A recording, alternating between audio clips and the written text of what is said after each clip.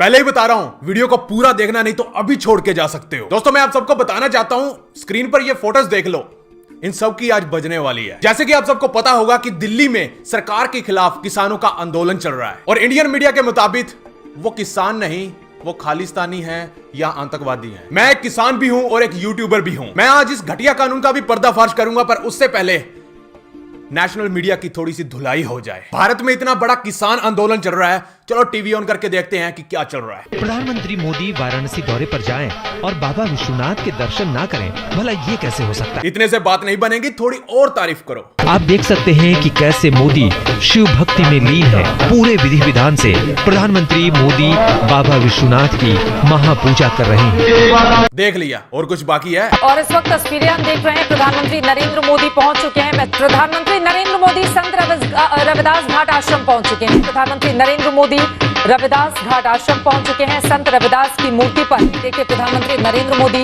संत रविदास घाट वाराणसी के 2000 years later. प्रधानमंत्री नरेंद्र मोदी सीधे संत रविदास की मूर्ति के पास आते हुए और वहां पर चलो अब ये भी बता दो कि मोदी जी किसके भक्त हैं? प्रधानमंत्री नरेंद्र मोदी भोलेनाथ के परम भक्त हैं। ला लिख लूं कहीं यूपीएससी के एग्जाम में ना आ जाए। और यही वजह है कि देव दीपावली के बहाने वो काशी विश्वनाथ के दरबार में हाजिरी लगाना चाह रहे हैं। जैसे ही सूर्यास्त हो उस समय काशी नगरी जो है वो एक पल के लिए भी आपको अंधकार में नजर नहीं आए। तारे जमीन पर टिमटिमाते हुए सारे सितारे ऐसा लगे आसमान से उतर आए हैं यहाँ पर। आज ये भारत कृतकृत्य हो गया, ऐसे प्रधानमंत्री को पाकर इस भारत की ध्वजा लहरा रहे हैं। इससे बढ़कर कोई पावन पर्व नहीं हो सकता। कहा जाता है कि जब वाराणसी जब भी प्रधानमंत्री नरेंद्र मोदी आते हैं तो काशी का हर व्यक्ति यही कहता है बम बम बोल रहा है काशी। अब सुधीर अंकल हमें बताएंगे कि किसकी एंट्री हुई है। इस आंदोलन में अब खालिस्तानी एलिमेंट्स की एंट्री हो चुकी है। पूरे किसान आंदोलन में जी न्यूज को कुछ मिला तो वो ये मिला, ये इंदिरा ठोक दी मोदी की छाती में। जी न्यूज को वहां पर कोई भी किसान नहीं दिखा, फिर जी न्यूज वहां पर आखिर ढूंढ क्या रहा था? एक ऐसा ट्रैक्टर दिखाई दिया जिस पर AK-47 राइफल बनी हुई है और खालिस्तान जिंदाबाद का नारा भी लिखा हुआ है। इस ट्रैक्टर की तस्वीर इस समय आपकी स्क्रीन पर। राजनीति रहेगी भाई, उसे भी गुजेड़ दो। इस आंदोलन को राजनीतिक पार्टियों ने टेक ओवर कर लिया और इसका सबसे ज्यादा फायदा कांग्रेस, अकाली दल और आम आदमी पार्टी जैसे राजनीतिक दल उठा रहे हैं। शाहीन बाग को कैसे भूल गए? शाहीन बाग वाला वेशभूषा बदल के शाहीन बाग से सीधे किसान नेता बनने की कोशिश है। थोड़ी सी हमदर्दी का तड़का। किसानों के साथ अन्याय हो ये हम सह नहीं सकते, हम अन्याय होते हुए देख नहीं सकते। विदेशी कंपनियां, अब ये साफ हो जाता है कि कुछ विदेशी कंपनियों ने भी अपने फायदे के लिए इन किसानों को मोहरा बना लिया। किसान होने का मतलब होता है अनपढ़ गवार। सोशल मीडिया पर हैशटैग ट्रेंड करवाना, ये सब काम गरीब किसान सिर्फ अपनी ताकत के दम पर कर ही नहीं सकता। इस्लामिक राष्ट्र का मसला। इन विरोध प्रदर्शनों के जरिए कुछ लोग इस्लामिक राष्ट्र का सपना देखने लगे हैं। नागरिकता कानून, भारत के नए नागरिकता कानून और कश्मीर खतरा। भारत का लोकतंत्र खतरे में आ गया है। यहाँ पर असहनशीलता फैल रही है। अरे चाइना रह गया। चीन इसका सबसे बड़ा उदाहरण है। और कुछ बाकी है? सरकारें आपके व्हाट्सएप तक भी घुस जाएंगी, टेलीग्राम तक भी घुस जाएंगी, आपके फोन के अंदर तक चली जाएंगी। अबे सरकार है या वायरस? जो इन न्यूज चैनल से जितना बन पड़ा उतना इन्होंने किसान आंदोलन को बदनाम करने की कोशिश की। इन बिके हुए चैनल्स ने आज पूरे किसानों को एक आतंकवादी डिक्लेयर कर दिया, क्योंकि किसानों ने सरकार के खिलाफ आवाज उठाई। इसलिए वाह वाह मोदी मीडिया वाह। आप इस वीडियो को ध्यान से देखिए, इसमें कुछ खूंखार आतंकवादी बम बनाने की सामग्री को तैयार कर रहे हैं। मुझे लगता है इन्हें गोली मार देनी चाहिए। ये गोदी मीडिया वाले बस यही बता रहे हैं कि किसान आंदोलन सिर्फ पंजाब वाले कर रहे हैं, ताकि उन्हें खालिस्तानी और आतंकवादी का एंगल दिया जा सके और उन्हें बदनाम किया जा सके, ताकि देश की जनता को मैनिपुलेट कर सके। पंजाब वाले भैया का रंगली भी करती ना, पोते मत हाथ काट देंगे। हमारा बड़ा भाई है पंजाब, बता दियो खतर ने। गोदी मीडिया मुझे ये बताओ कि ये किसान कहाँ के हैं? हम राजस्थान के साथी कल से चले हैं। हमें गुस्सा तब आया जब पंजाब के हमारे बड़े भाई सारे साथी खेती किसानी को बचाने के लिए जब दिल्ली की तरफ कूच किया गया, इनको खालिस्तानी आतंकवादी किया गया। मैं आपके मीडिया के सामने, अगर हक मांगना खालिस्तानी है, मैं राजस्थान से हूँ, मैं खालिस्तानी हूँ। केरल का किसान आ रहा है वो खालिस्तानी है, मध्य प्रदेश का किसान, उड़ीसा किसान, नागालैंड का किसान, अगर हरियाणा किसान तो बिल्कुल गिल्ला डटरिया हुआ है। तो इस करके अगर हक मांगने का आपको नाम दिए जाते, वो कह रहे तुम किसान ही नहीं हो। हम किसान नहीं है तो वो नेता ना है, बोलो जाके। सरकार कह रही है कि आप लोग सरकार कह रही है, हम कह रहे हैं सरकार में नेता ही ना आ जा, हमारी बातें लिख पाते और हमें फांसी चढ़वा दीजिए, कोई बात नहीं आ रही है। वो कह रहे हैं हम किसान नहीं है, हम कह रहे हैं वो लीडर नहीं है, जाके बोलो क्या मतलब है चीज को। वो मतलब चोर गुंडे वो उन पर आरोप लगते रहे, जैसी बीजेपी में आए बताओ कौन सी तुम्हारे पास ऐसी गंगा है जो दूध को धुले बन गए, सारे आरोप खत्म हो गए, वो ईमानदार बन गए। ये बात करते हैं इसमें देश में अगर ईमानदार तो किसान है, किसान से बड़ा ईमानदार कोई है नहीं। मोदी जी ने सबको वादा किया है कि आप अपना सामान, आप अपना जो भी फसल है जहां मर्जी बेच सकते हो। आप देख लो अब कि ये बीजेपी की मुख्यमंत्री क्या कह रहे हैं, इनका तालमेल ही नहीं है आपस में, क्या विश्वास कर लें। अब सुनो, मध्य प्रदेश के शिवराज सिंह चौहान कहते हैं, मैंने तय कर लिया है कि जितनी पैदावार किसान की यहाँ होगी उतनी खरीदारी ली जाएगी, लेकिन अगर बाहर से कोई आया अगल बगल के राज्यों से बेचने की प्रयास किया तो उसका ट्रक राजसात करवाकर उसे जेल में भिजवा दिया जाएगा। यह है मुख्यमंत्री शिवराज सिंह चौहान का बयान। यही नहीं, हमारे खट्टर साहब भी नहीं पीछे हटे हरियाणा के। वो कहते हैं हरियाणा की अनाज मंडियों में बाजरा 2150 क्विंटल की दर से खरीदा जा रहा है, जबकि पड़ोसी राज्य राजस्थान में 1300 के भाव पर बाजरा बिक रहा है। इसलिए वहां से बाजरा लाकर हरियाणा में बेचने की शिकायतें मिल रही हैं। वहां का बाजरा यहां पर बिकने नहीं दिया जाएगा। मोदी जी देख रहे हो, आपके मुख्यमंत्री खुद कह रहे हैं, किस पर विश्वास करें। चलो अब आतंकवादियों के बात पर आ जाते हैं कि हमारी नेशनल मीडिया क्या दिखा रही है। उधम सिंह वर्ग के कनाडा की धरती पे जाके उनको ठोक सकते हैं गोरे को, ये दिल्ली तो कुछ भी नहीं हमारे पास है। नाथ समाज के, जो कि हिंदुस्तान के सबसे बड़ी गद्दी के पीर हैं, वो भी किसान आंदोलन में शामिल हैं। और बता दूं कि ये संत योगी आदित्यनाथ के बहुत करीबी है। राजनीतिक पार्टियां अपना काम करती हैं, लेकिन मुझे लगता है जब राजनीतिक पार्टियों को आवश्यकता होती है वोट की, तब वो लोग अनेकों प्रकार के चौंचले करते हैं। आज उन लोगों को तड़पता हुआ ये किसान देवता नजर नहीं आ रहा है, तो इसके पीछे मुझे लगता है वो लोग पथभ्रष्ट होकर के कहीं ना कहीं किसानों के विरुद्ध काम कर रहे हैं। और परमात्मा ऐसा करे कि इन सरकार की अर्थात सत्ता में बैठे हुए इन नेताओं को सद्बुद्धि मिले। अब क्या ये भी आतंकवादी हैं? यही नहीं, भारत के फौजी भाई भी इस किसान आंदोलन को पूरा समर्थन दे रहे हैं। ये देख लीजिए। हम तिरंगे के पीछे जान देने वाले सैनिक हैं। हमारे बुजुर्गों ने आजादी की लड़ाई के लिए इस तिरंगे के लिए जान दी, और आज हमारे सैनिक जो कि किसानों के बेटे हैं, इस तिरंगे के लिए ही जान देते हैं। आज हमारे को वो किसानों के ऊपर डंडा नहीं उठाएगा, क्योंकि उनके अंदर जो खून दौड़ रहा है वो सिर्फ और सिर्फ है ना किसान का खून है। आज ਜਿਹੜੇ ਸਾਡੇ ਭਰਾ ਨੇ ਫੌਜੀ, ਇਹ ਦੇਖੋ ਸਾਡੇ ਲਈ ਕਿਹੜੀ ਸੇਵਾ ਤੇ ਲੱਗੇ ਹੋਏ ਆ। ਬਹੁਤ ਵੱਡੀ ਮਿਸਾਲ ਆ। ਅਸੀਂ ਹੁਣ ਸਾਡੇ ਦਿਲ ਨੂੰ ਸਕੂਨ ਮਿਲਿਆ, ਅਸੀਂ ਜੰਗ ਨਹੀਂ ਹਾਰਦੇ। ਹੁਣ ਮੋਦੀ ਸਰਕਾਰ ਹਾਰੂਗੀ, ਅਸੀਂ ਜਿੱਤਾਂਗੇ। ਆ ਸਾਡੇ ਭਰਾ ਸਾਬਕਾ ਫੌਜੀ ਹੈ, ਆ ਸਾਡੇ ਮੌਜੂਦਾ ਫੌਜੀ ਹੈ। ਇਸ ਕਰਕੇ ਬਹੁਤ ਵੱਡੀ ਖੁਸ਼ੀ ਦੀ ਗੱਲ ਹੈ। ਲੜਾਈ ਕੋਈ ਨਹੀਂ ਹਾਰਿਆ ਵਾ। ਸਾਡਾ ਛੋਟਾ ਭਰਾ ਕਹਿ ਰਿਹਾ ਹੈ ਵੀ ਸੱਚੀ ਲੜਾਈ 'ਚ ਕਦੇ ਨਹੀਂ ਹਾਰਿਆ, ਬਾਕੀ ਨਹੀਂ ਹਾਰੇ, ਨਾ ਹਾਰੀਏ, ਜਿੱਤ ਕੇ ਨਿਕਲਾਂਗੇ। ਸਾਥ ਦਿੱਤਾ ਤੇ खड़े है, जंग जीत के निकलांगे। अब क्या आर्मी वाले भी आतंकवादी हो गए? इंदिरा को ठोक दिया, मोदी को मारेंगे। ये वाली वीडियो तो आप सबने देखी होगी। अब इस हरियाणा के ताऊ की वीडियो देखो। एक तो मोदी, अरे खट्टर, अच्छा मरा हरियाणा का, अरे की योगी, अच्छा अरे का अमित शाह क्या हैं, ये से काले सांप पहले तीन न रगड़ेंगे, अच्छा इन्हें खत्म कर देंगे जब आगे हम चलेंगे। फिर ये तीन जो कानून इन हमारे खत्म क्यों कर करेगा, मारेंगे इन्हें, गोली मारेंगे ससुरे गए। अब मुझे ये बताओ, ये खालिस्तानी है जो अमित शाह, नरेंद्र मोदी और योगी आदित्यनाथ को मारने की धमकी दे रहा है? नहीं, ये ताऊ हिंदू है। यही नहीं, ऐसी बहुत सारी वीडियोस मेरे पास पड़ी हैं जिसमें एक हिंदू भाई नरेंद्र मोदी जी को मारने की धमकी दे रहा है। अगर यही ताऊ पंजाबी होता तो इसे न्यूज मीडिया वाले खालिस्तानी और आतंकवादी कहते। देखो, किसान दुखी है, वो भावुक होकर कुछ भी बोल देता है, और ये न्यूज वाले बस इसी चीज के इंतजार में रहते हैं कि कब किसान गलती करे और उसे हम चैनल पर बार बार घुमाएं। और इसी वजह से किसानों ने अब गोदी मीडिया से बात करना ही बंद कर दिया। सत श्री अकाल गोदी मीडिया जी, हम पंजाब में 2 महीने से बैठे हैं, आप कहाँ थे? आज यहाँ आ गए हैं तो आप करा रहे हैं, ऐसे है नहीं, हम नहीं बात करेंगे, आज तक से नहीं करेंगे बात। अब मैं आपको आज तक की एक वीडियो क्लिप दिखाता हूं जिसमें एक पत्रकार किसानों से पूछता है आप नरेंद्र मोदी पर विश्वास क्यों नहीं करते, और जब वो किसान इसका जवाब देने की कोशिश करता है तो उसकी आवाज काट दी जाती है, उसे म्यूट कर दिया जाता है और ही ब्लब्ल करने लग जाते हैं। जरा देखिए इस गोदी मीडिया की हरकत। बताइए, प्रधानमंत्री कह रहे हैं कि मेरा मन जो है गंगा जल जैसा निर्मल है, ये कानून भी इसी तरह का है, भरोसा क्यों नहीं कर रहे आप लोग जो पूरी सरकार कह रही है? देखिए, प्रधानमंत्री जी के भरोसे की जो आप बात पूछ रहे हो, इसके लिए तो मैं आपको बता दूं, आप यहाँ पीछे जाइए थोड़ा। नोटबंदी के वक्त भी मोदी जी ने यही कहा था पूरे देश को। दिल में ऐसा क्या दिक्कत? मैं बता रहा हूँ, उनके विश्वास की बात पूछ रहे हो आप। और अभी महत्वपूर्ण जानकारी हमारे संवाददाता देते हुए भोपाल भी आपको लेकर चलेंगे। अलग अलग हिस्सों से लगातार हमारे सहयोगी जुटे हुए चले जा रहे हैं। देश भर के किसानों की क्या है आवाज?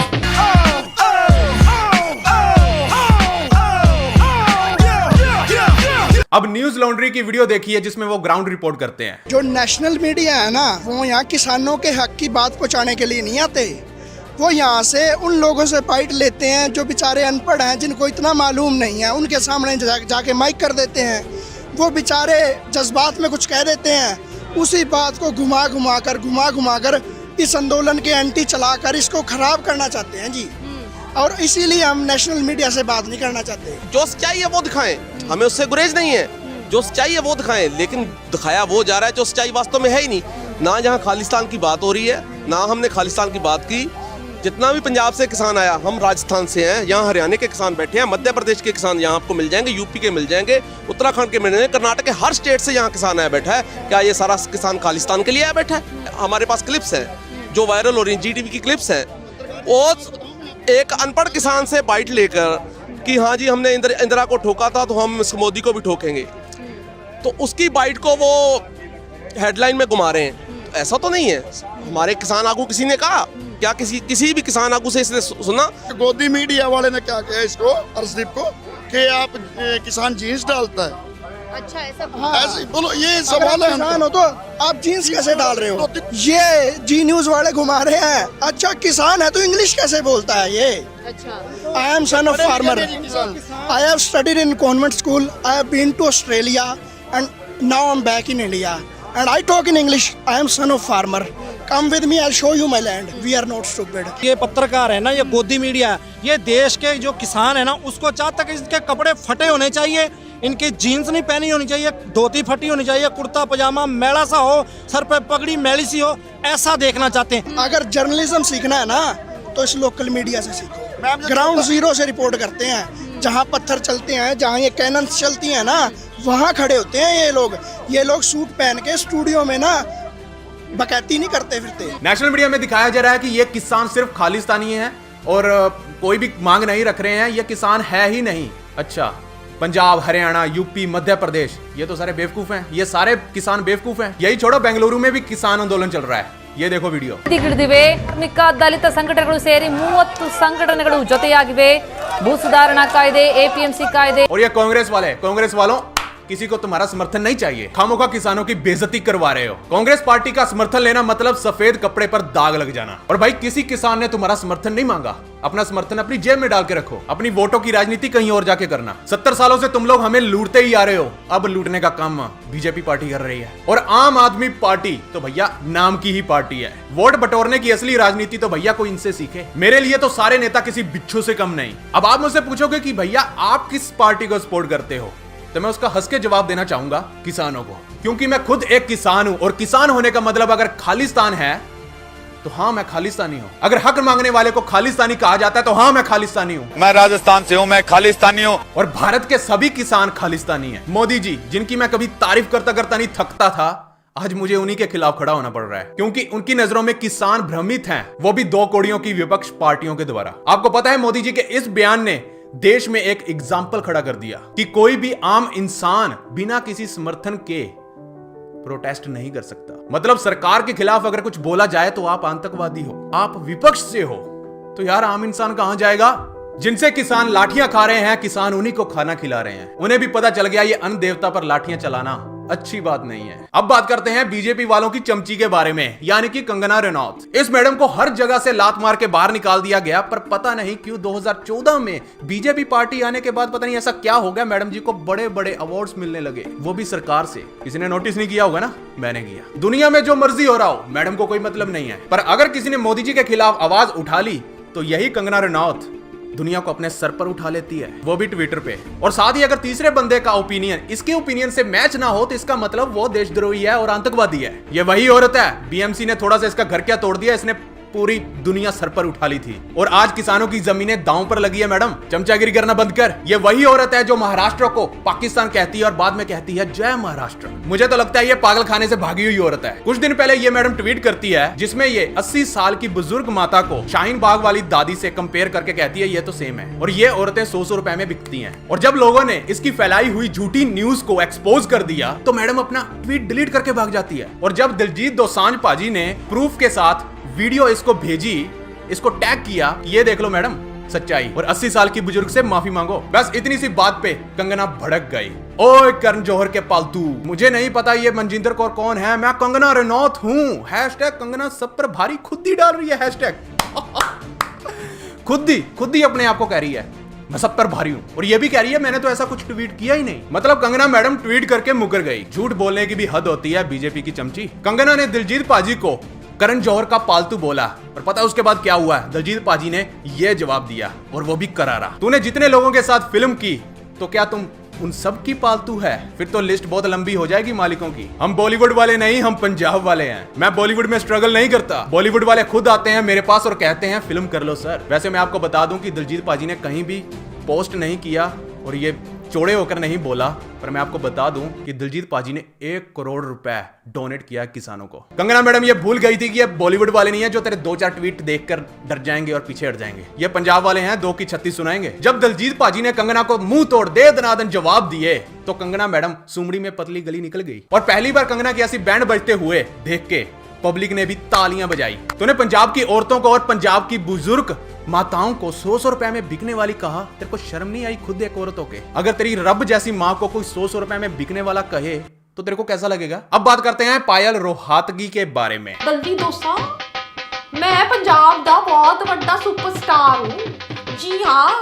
राखी सावंत की फर्स्ट कॉपी कहें तो ज्यादा बेहतर होगा। आपको पता है मुझे बड़ी हंसी आ रही है, पता है क्यों? क्योंकि ये मैडम बीजेपी पार्टी वालों से टिकट की उम्मीद कर रही है। सपने देख रही है कि बीजेपी पार्टी से टिकट लूंगी। झूठ नहीं बोल रहा हूँ, इस मैडम ने अपनी वीडियो में कई बार कहा है। तुम समझ जाओ मेरी IQ लेवल। फ्री की पब्लिसिटी। इस मैडम की हर एक वीडियो में इसके कानों में गौर करना, ये स्लीपिंग ईयरबड्स लगाकर बैठी रहती है ताकि इसके भौंकने की आवाज इसे खुद सुनाई ना दे। मैं हरदम देश के लिए सोचती हूँ। मैंने अपने इतिहास को समझने की कोशिश करी। मैडम जी चौड़ी होके कहती है ना कि मैं ये वो। इसकी वायरल वीडियो देखो, कुछ साल पहले की है। इसके ऊपर एक स्टिंग ऑपरेशन चला था। यह किसी भी पार्टी के खिलाफ बोल सकती है, इसको बस पैसे दे दो। ये वीडियो देखो। इसमें जो है 30 लाख रुपए में आपकी बात है 30 लाख रुपए में आपकी, तो इसमें कितना मतलब चेक से कितना ब्लैक से कैश सही है? 5 चेक से दे दीजिए। 5 लाख तो चेक से, 25 लाख रुपए कैश चल जाएगा? एडजस्ट कर लेंगे, कोई प्रॉब्लम तो नहीं है? निकल को मतलब वही चीज क्लियर होनी चाहिए। आप रात फोन पे मुझसे 25% के लिए कुछ बोल रहे थे ना? नहीं 25, वही मैं आपको कह रही थी कि 25 कैश, 5 चेक। जो मन में आता है बड़बड़ाती रहती है। जब भी बीजेपी पार्टी पर मुसीबत आ टपकती है तो ये दोनों आंटियां सेवा में हाजिर हो जाती हैं। फर्क सिर्फ इतना है कि एक ट्विटर पर गंद मचाती है और दूसरी यूट्यूब पे। मोदी जी जल्दी से जल्दी इन दोनों को इलेक्शन लड़ने के लिए टिकट दे दो, बीजेपी वालों का भी टाइम पास हो जाएगा। क्योंकि ये इतना बोलती हैं कोई भी कार्यकर्ता बोर नहीं होगा। मैं हरदम देश के लिए सोचती हूँ। मैंने अपने इतिहास को समझने की कोशिश करी। पायल जी आपको शर्म तो बिल्कुल नहीं आती होगी किसानों को कभी खालिस्तानी कभी आतंकवादी बोलते हुए। थोड़ा सा भी अगर जमीर बचा है ना तो चमचागिरी करना बंद कर, मिल जाएगी टिकट। शांति बनाए रखो। चलो आगे बढ़ते हैं। मैं YouTube पर यूं ही रिसर्च कर रहा था तो मुझे कुछ YouTube चैनल्स दिखे। चलो उन यूट्यूबर्स की भी बजाते हैं। ध्रुव राठी। अब आप कहेंगे कि ये तो भाई फार्मर्स के प्रोटेस्ट में उनका सपोर्ट कर रहा है, तो इनको क्यों बोल रहे हो? मुझे पता है। मैं ध्रुव भाई से सिर्फ इतना कहना चाहता हूं कि इन 2-4 लफंगों से दूर रहो। आपने फार्म बिल पर जो वीडियो बनाई वो 100% सही है। बस यार इन 2-4 जानों से दूर रहो। और मैंने आपकी कुछ वीडियोस देखी हैं जिसमें आप पब्लिक को मैनिपुलेट कर रहे हो। और यार हर बात पे मोदी जी को ब्लेम करना बंद करो। मैं आपकी चैनल की 30% वीडियो को एक्सपोज कर सकता हूं जिसमें आप लोगों को मैनिपुलेट कर रहे हो, गलत जानकारियां दे रहे हो, पर मेरे पास इतना टाइम नहीं है अभी। बाकी इन 2-4 लफंगों से दूर रहो। नेक्स्ट कौन है? दी शाम शर्मा शो। चलो इसको छोड़ देते हैं। एटलीस्ट ये बंदा दोनों तरफ से 2 तरफा न्यूज दिखाने की कोशिश तो करता है। पर भाई को मेरा एक सुजेशन है, ग्राउंड रिपोर्ट करो ताकि फार्म प्रोटेस्ट की असली सच्चाई सबको पता लगे। नेक्स्ट कौन है?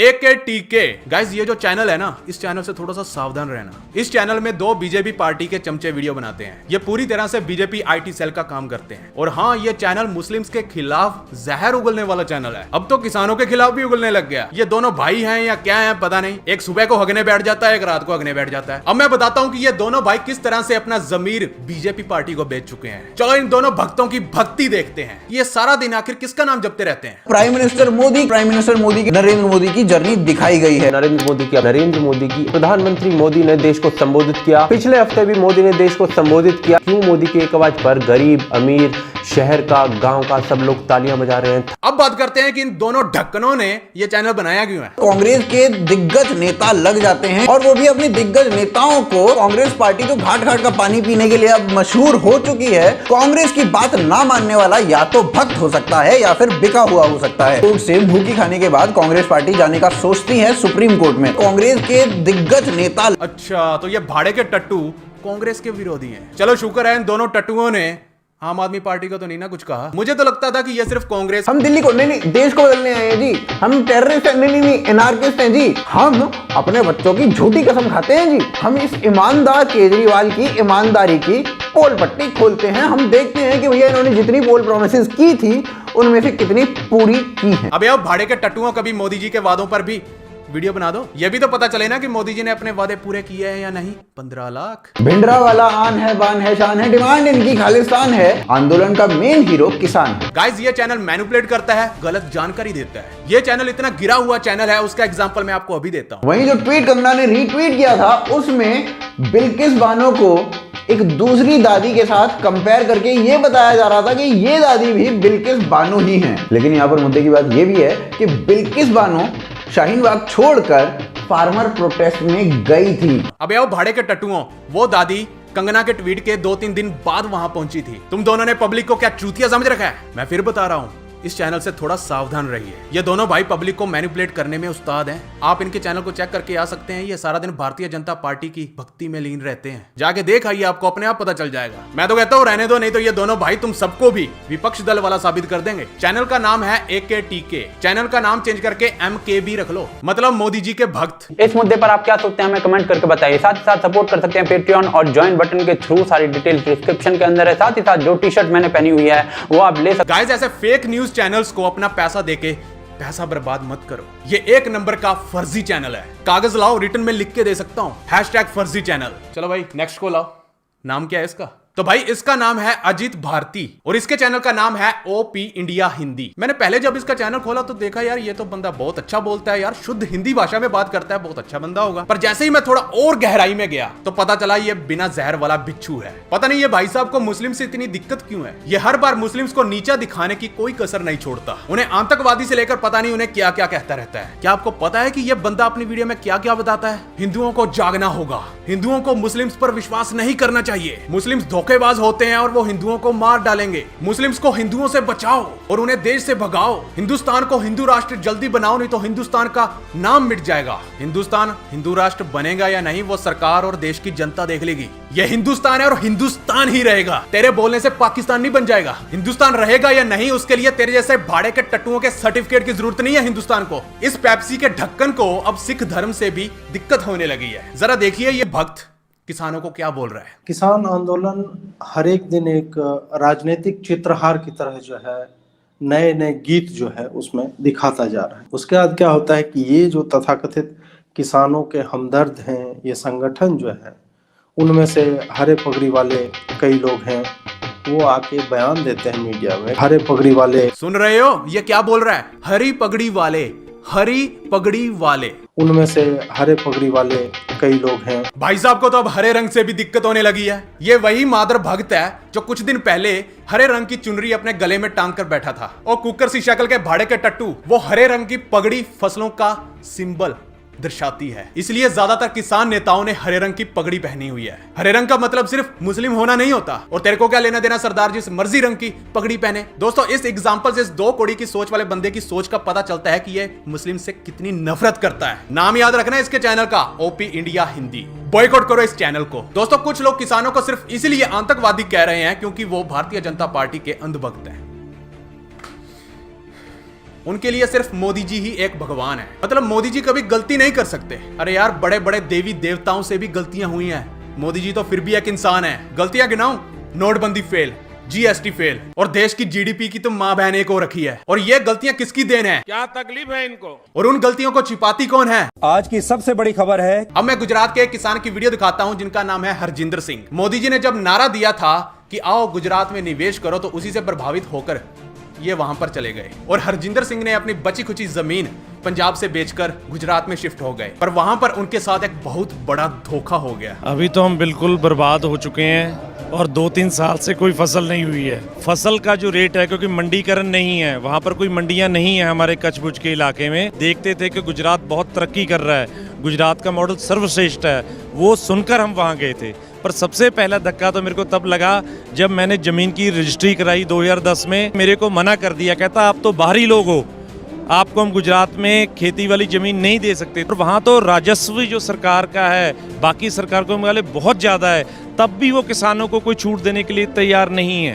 पैसा बर्बाद हो गया, जमीन की रजिस्ट्री भी हो गई, पर इंतकाल नहीं किया। गुजरात सरकार ने कहा कि भाई तुम तो बाहर वाले हो, हदें तो ये खुद बना रहे हैं। सोचो, गुजरात में किसानों का मंडी ना होने की वजह से ये हालत है, और यही कानून और वही सब चीजें अब यहाँ पर होने वाली हैं, तो किसान मोदी जी पर कैसे विश्वास करे? गुजरात के कच्छ भुज के अंदर मंडियां ना होने की वजह से हरजिंदर सिंह अनार को भिखारियों की तरह थैलियों में भरकर एक एक दुकान घूमते रहे। मार्केटिंग मतलब भी मंडी सिस्टम नहीं है, कोई गवर्नमेंट का खरीद केंद्र नहीं है, उसकी वजह से रेट बिल्कुल नहीं मिलता। भिखारियों की तरह 1-1 किलो की थैली लेकर घूमते थे। अब पता चला किसान आंदोलन क्यों चल रहा है। देख लिया प्राइवेट होने का सिस्टम। हरजिंदर सिंह के साथ जो गुजरात में हुआ, उसको देख के बेचारे पिछले साल ही सब कुछ अपना छोड़ छाड़ के पंजाब आए थे। पर उन्हें क्या पता था, जो हालात गुजरात में थे अब वही हालात यहाँ पर होने वाले हैं। एक बार इस बिहार वाले बंदे की वीडियो देख लो। ये सही हो रहा है ना जो कर रहे हैं किसान लोग? ये तो सही कर रहा है जी। हम भी किसान हैं, हमारा भी घर बिहार में, हम भी किसान हैं। अभी भी हम लोगों को धान क्या है 800 का कुंटल है। हाँ। पंजाब में 1900 का कुंटल बिक रहा है, डबल से भी ज्यादा। डबल से भी ज्यादा, और वही हाल होने वाला है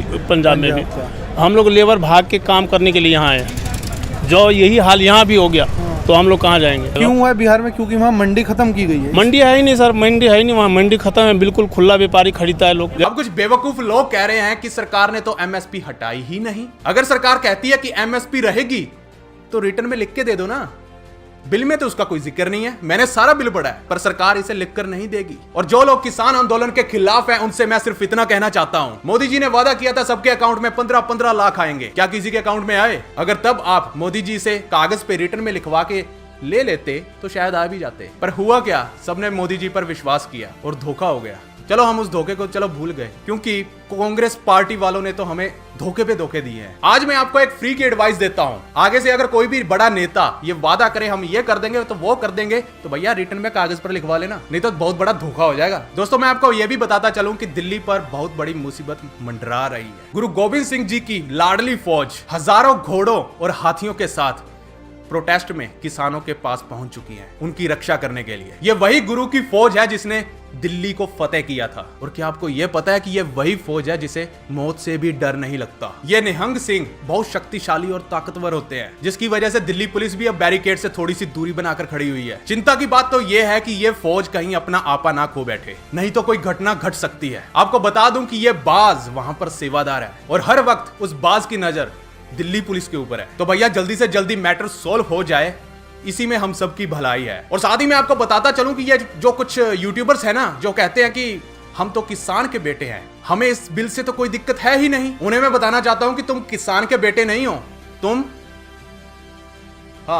इनके बेटे हो, क्योंकि तुम्हारे बाप दादा तो किसान आंदोलन में प्रोटेस्ट कर रहे हैं, वो भी तुम्हारे फ्यूचर के लिए। और एक और बात, पिछले कुछ दिनों दिल्ली के कुछ आम नागरिक किसान आंदोलन में पहुंचे थे किसानों की सेवा करने के लिए, उनके दुख सुख में शामिल होने के लिए। पर मीडिया वालों ने पता है उनसे क्या सवाल जवाब किए? आप कौन सी पार्टी से हो? अगर आप किसान नहीं हो तो आप कौन हो? बताइए 1 एकड़ में कितनी जमीन होती है? मतलब हद कर दी मीडिया वालों ने। और हाँ भाई, हरियाणा वालों ने तो लट्ठी गाड़ दिया, जिसके लिए वो पूरी दुनिया में मशहूर है। पंजाब से किसान 6-6 महीने का राशन लेकर आए थे, पर वो राशन वैसा का वैसा ही पड़ा है, क्योंकि हरियाणा वालों ने वहां पर राशन की कमी नहीं होने दी। हरियाणा वालों ने अपना दिल खोल के और कंधे से कंधा मिलाकर सरकार के खिलाफ मोर्चा खोल दिया। यूपी और एमपी वालों ने भी। आपने सुना होगा कि मोदी जी ने आज तक जितने भी फैसले लिए हैं वो कभी पीछे नहीं हटे। पर मोदी जी, अब आपका पाला एक ऐसी नस्ल से पड़ गया है जो आपको भी झुका देंगे, और उस नस्ल का नाम है हिंदुस्तान का किसान। मोदी जी हमारे प्राइम मिनिस्टर हैं, मैं उनसे एक रिक्वेस्ट करना चाहता हूं, प्लीज आप इन काले कानूनों को वापस ले लीजिए, नहीं तो आप एमएसपी को रिटर्न में लिख कर दे दीजिए कि ये रहेंगी। हम किसान आपसे कुछ नहीं चाहते इसके अलावा। आप हमारे देश के प्रधानमंत्री हो। पिछली सरकारों ने जितने हमारे साथ घोटाले किए हैं, हमारे साथ धोखे किए हैं, हमारे पास कोई भी विकल्प नहीं बचा था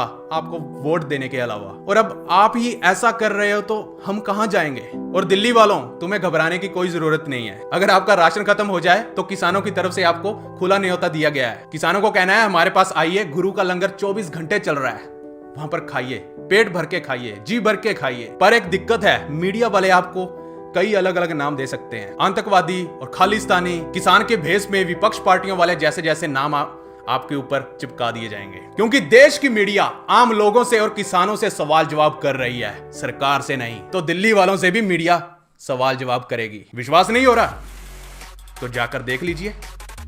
योर टाइम स्टार्ट्स नाउ। बंदा बड़े भाई है, अंगली भी करती ना पोचे मत काट देंगे। हमारा बड़ा भाई है बंदा।